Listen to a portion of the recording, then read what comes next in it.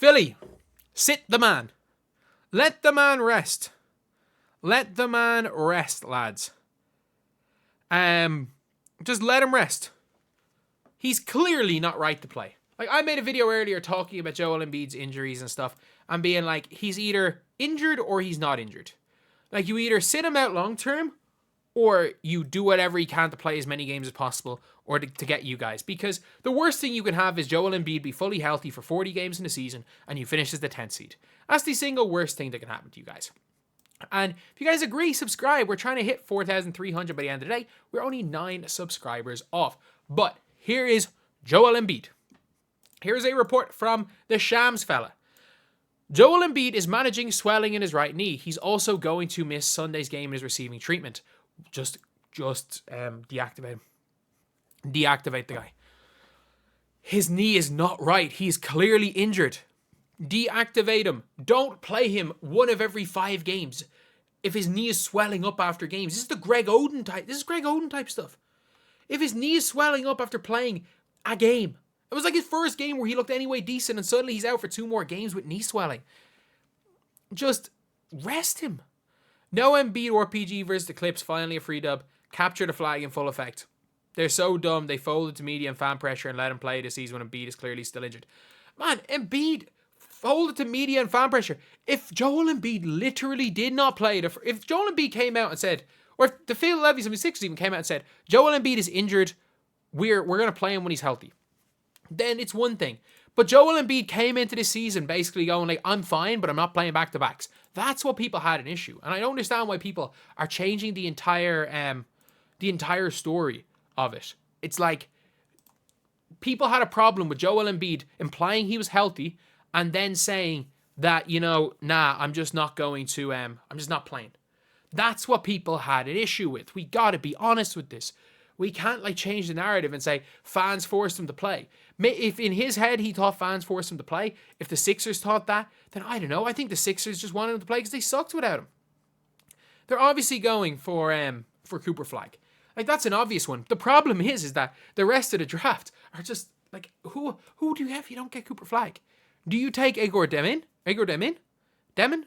Do you take him, the Russian guy? I don't know. Do you take what's the guy's name?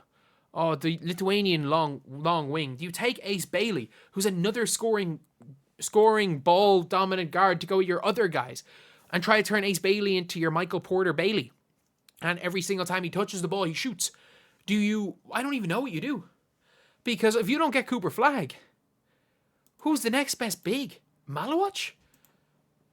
I don't know. Do you take Malawach at 2 if you go 2? And don't be scared that he's the next to beat, which he could well be. Probably not, and I hope not. I like Malawach. But who knows? We've already seen what happens with what can happen with those centers. But just sit him. Genuinely just sit the guy. Because there's nothing to be gained by trying to wheel him out this season. There's absolutely nothing to be gained. Because the team sucks. The team genuinely sucks. You are about to lose to the Brooklyn Nets. You are about to lose, I repeat, you are about to lose to the Brooklyn Nets. It's completely fine. It's fine to tank. It's fine to tank for Cooper Flag. It's fine to allow Jared McCain shoot the most shots in your team. Man's got 16 points again. We're halfway through the third and he's got 16. That's cool. Let him be the main player in your team. Let Jared McCain be the main player. Let Yabusele go from being out of the league to your starting center. That's cool. He might dunk on LeBron one time again. That could be cool. This franchise knows sometimes you gotta lose to win. The only, I know you only got to the second round, but that's because, Ben Simmons did up. Markelle Fultz got the yips and then got thoracic outlet syndrome because of trying to change his form. Then everything that went wrong could have went wrong. You made the Jimmy Butler trade and then got rid of Jimmy Butler straight away. So you lost Robert Covington, you lost Saric, who could have been great players for you for a rental of Jimmy. You chose to buy his Harris. You paid to buy his Harris over Jimmy. You kept Simmons over Jimmy. So many wrong choices this organization made. But the only reason this organization was in the position to make quote unquote wrong choices that could have changed everything was because they tanked. They tanked. In the 2014 draft, they knew Joel Embiid was going to be injured when no teams would touch him, and they said, he's the best player in the draft. We're taking him number 3. He tanked. They tanked and they got Embiid. And you know what? They did not hit on a lot of picks. They drafted Jahlil Okafor in 2015. They took Ben Simmons in 2016, which obviously at the time made sense. In hindsight, awful choice when Jaylen Brown's there, but no one's taking Jaylen Brown, number 1. 2017, they had it. And the worst part is that Tatum, they might have taken Tatum at number 1, and they still might have gotten Fultz at 3. But imagine if Celtics were scared off Tatum and they just took Fultz at number 1 anyway, and they got left at number 3 and they took Josh Jackson.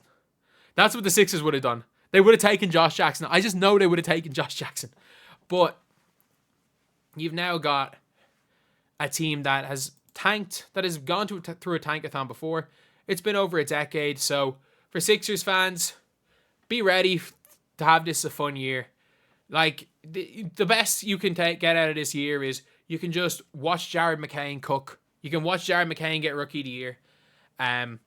You can watch some of his TikTok dances. And, instead of, like, giving out bobbleheads, maybe going into some game fan appreciation night, they might give out some free nail polish. Like, they don't, like, I don't know, like, get all aboard the Jared McCain hype train.